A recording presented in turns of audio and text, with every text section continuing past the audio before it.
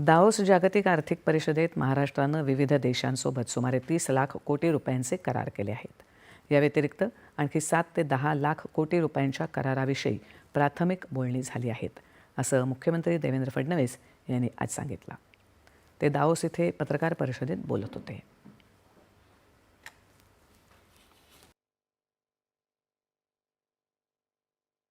की जवळपास गुंतवणुकीचे करार जे आपण केले आहेत किंवा जे काही गुंतवणुकीच्या अनाउन्समेंट आपण केलेल्या आहेत त्या 30 लाख कोटी रुपयाच्या आहेत आणि याच्या व्यतिरिक्त 7 ते 10 लाख कोटी रुपये अजून अशा स्टेजला आहेत की ज्या संदर्भात आपली प्राथमिक बोलणी झालेली आहे.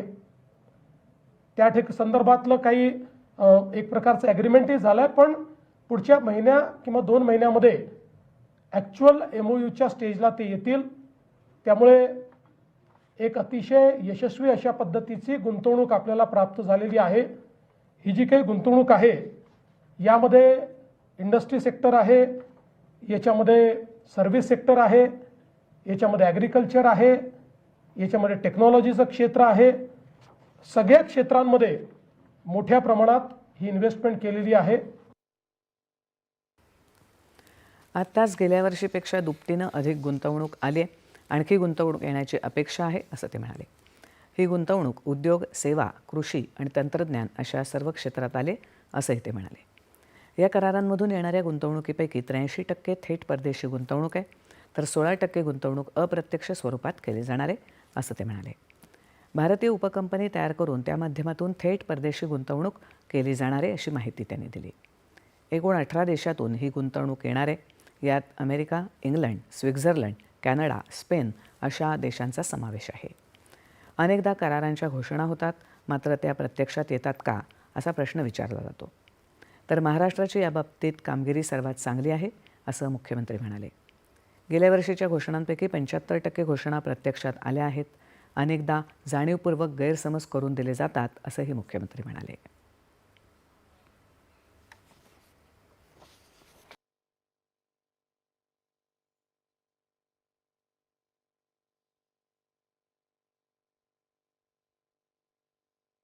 महाराष्ट्राचा परफॉर्मन्स सगळ्यात चांगला राहिलेला आहे. डावोस 2025 मध्ये ज्या इन्व्हेस्टमेंट अनाउन्समेंट होत्या त्यापैकी 75% अनाउन्समेंट्स या फ्रक्टिफाय झालेल्या आहेत.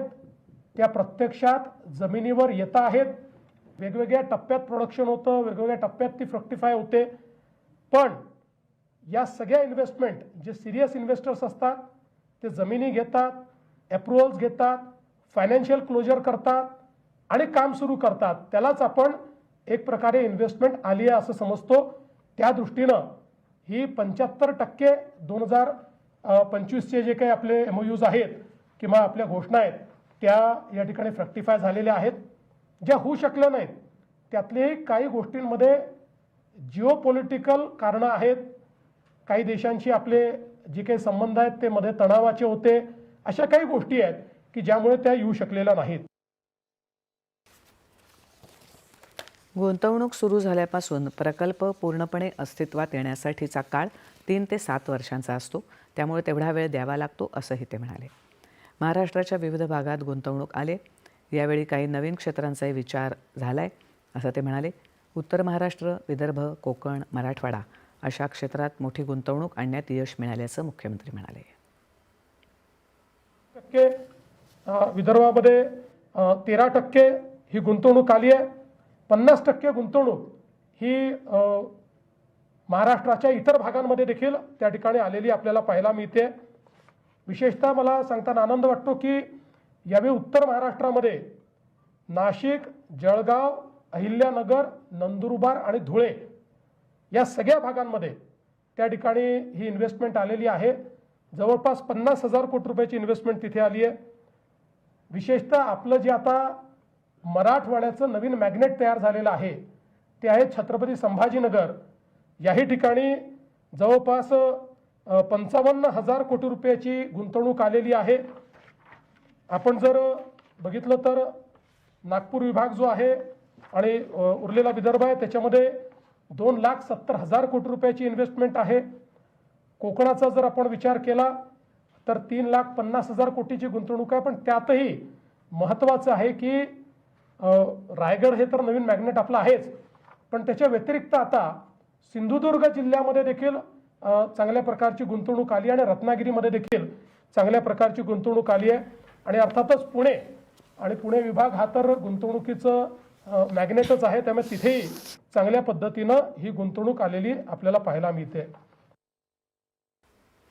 दावोस दौरा अत्यंत यशस्वी झाला.